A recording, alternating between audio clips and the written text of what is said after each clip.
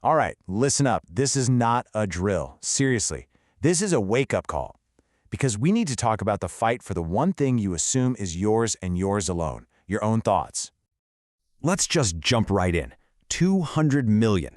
Let that number sink in for a second. That's how many AI-powered surveillance cameras are watching cities in China right now. And look, these aren't just your regular security cameras. Nope. They're the eyes of China's social credit system. And AI is literally tracking every move you make, everything you buy, every single thing you post, and then it gives you a score. And this is where it gets crazy. This is not some sci-fi movie. In China, if you get a low score, and we're talking for something as simple as jaywalking or posting an opinion the government doesn't like, boom, you can be banned. Banned from buying a train ticket, a plane ticket. You might not even be able to get a loan. I mean, just think about that for a second. They've turned life into this high-stakes video game where the government makes all the rules and your basic freedom is the prize. This is what it looks like when that fundamental right to think for yourself, your cognitive liberty, starts to disappear. Okay, so what is this cognitive liberty I keep talking about? You really need to get this, because honestly, it's the one right that holds up all the other rights you care about. All right, here it is, plain and simple. Cognitive liberty is the foundation of everything. It means your inner world, all your thoughts, your beliefs, your consciousness, that stuff belongs to you, only you, not the government, not some big tech company. Because think about it, what good is freedom of speech if you're not even free to form your own thoughts in the first place? Okay, I know what you might be thinking. That's China. That's far away. But the first major threat to your mind, it's way closer than you think. In fact, it's probably in your pocket right now. You see, the entire modern internet pretty much runs on this thing. It's a fancy term, but the idea is actually simple and kind of terrifying. Companies are grabbing every little piece of data about you to build a digital twin, a profile so accurate it can predict what you're going to do next. And then they sell that predictive power to whoever wants to buy it. It's like a commercial version of that social credit system, but instead of controlling your travel, it's designed to control your wallet and maybe even your vote. This is the part that totally flips the script. We've all been told social media is free, right? Wrong. The hard truth is, if you're not paying for the product, you are the product. It's your attention, your data, your behavior, that's the stuff being sold on the open market.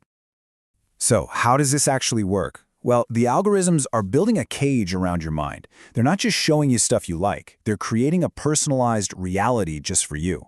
They lock you inside these filter bubbles where you literally never see a different point of view. And they trap you in echo chambers where your own beliefs just get louder and louder until you think it's the only truth out there. The goal isn't to keep you informed, it's to keep you engaged and controlled.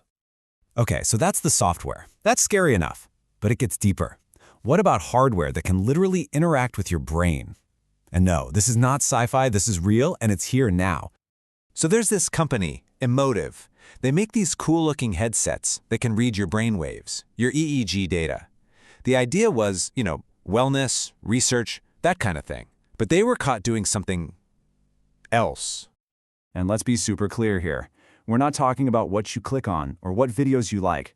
We are talking about the raw data from your brain, your attention levels, your emotional state, your focus, all of it, packaged up and sold.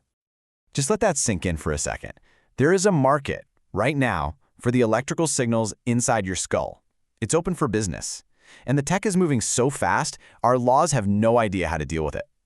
So we've gone from your pocket to your head, and now we're going to the battlefield. Because this last threat, it might be the biggest one of all. What happens when we take the human mind completely out of the decision to kill another human being?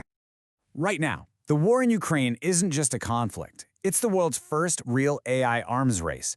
Both sides are using autonomous drones, AI systems that can find, track, and attack a target with little or sometimes zero human input.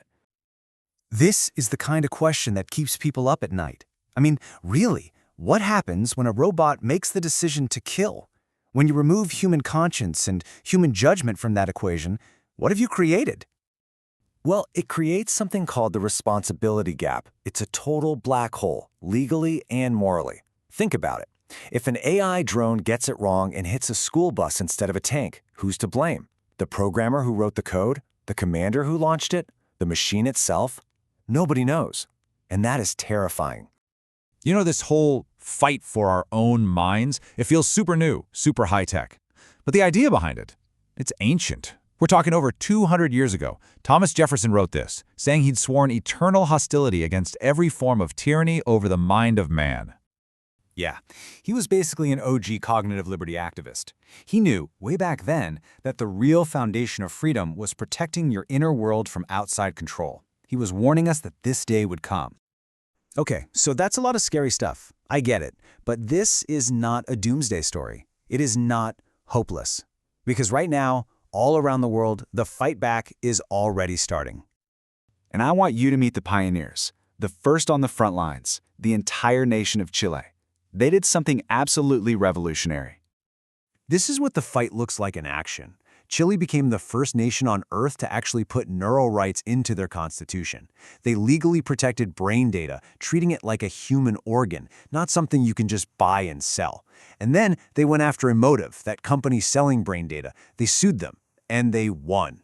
A huge victory. So, this is where we are. The tech to watch, to influence, and even to control the human mind, it's not sci-fi anymore. It's here. The fight to protect ourselves is here too. So it all comes down to this one question. Will you let a corporation or a government become the author of your thoughts? Or are you going to fight to be the only one holding the pen?